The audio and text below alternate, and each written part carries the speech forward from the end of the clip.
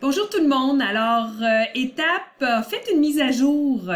Donc, la compagnie a fait une mise à jour qui change un peu le plan d'apprentissage. Les fonctionnalités sont encore toutes là, mais c'est une interface un peu différent.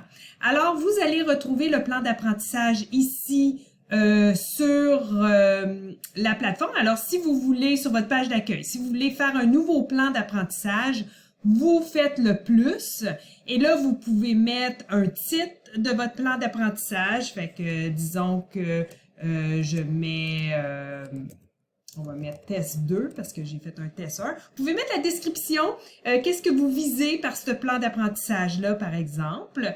Ici, vous allez avoir aussi l'état. Fait que ici, c'est un peu plus facile de s'assurer qu'on met en cours, c'est-à-dire qu'on a déjà commencé notre plan d'apprentissage. Une fois qu'on l'a terminé, on pourra mettre terminé. Et quand on a terminé notre plan d'apprentissage, c'est là qu'on met date complétée.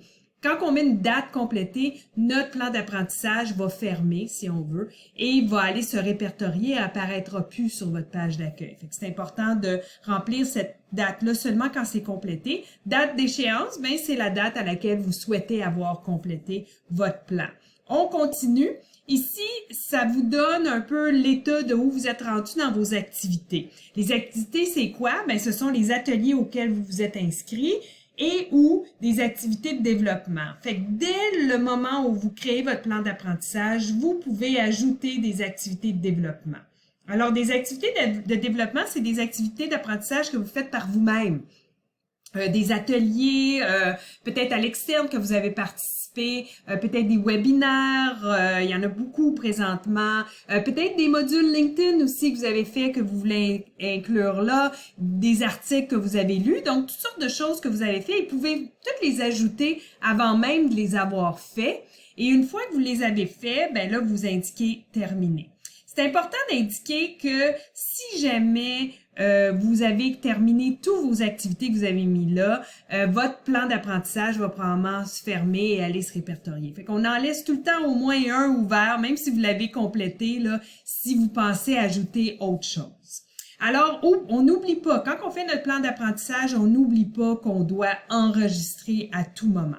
Une fois que vous allez avoir enregistré, on va pouvoir retourner dans notre plan et c'est là que vous allez avoir accès à ajouter un apprentissage. Fait que je le fais à l'instant, je fais enregistrer, parfait. Et vous voyez, en l'enregistrant, là, tout d'un coup, j'ai accès à ajouter un apprentissage. Pas trop sûr pourquoi que c'est comme ça, mais et c'est ici que vous pouvez ajouter un atelier auquel vous voulez vous inscrire ou vous pouvez faire une demande de perfectionnement là qui va aller à votre superviseur là, si vous voulez participer à une conférence ou quelque chose à l'extérieur de la cité. Alors ici, on peut ajouter, comme je dis, là, un apprentissage. Quand vous inscrivez un atelier aussi, vous pouvez le lier avec votre plan d'apprentissage. Maintenant, vous voyez, on n'a plus accès à activités de développement. Pour ça, il faut cliquer modifier. Et là, une fois qu'on clique modifier, là, on peut continuer d'ajouter des activités de développement. Il faut jamais oublier d'enregistrer là une fois qu'on a ajouté les choses. Là, vous voyez, enregistrer n'est pas disponible. Pourquoi? Parce que j'ai pas de nouveaux éléments. Aussitôt que je vais avoir ajouté quelque chose ici, par exemple, ben là, j'ai une chose. Ah, là, je peux enregistrer. Alors voilà. Donc, bonne journée!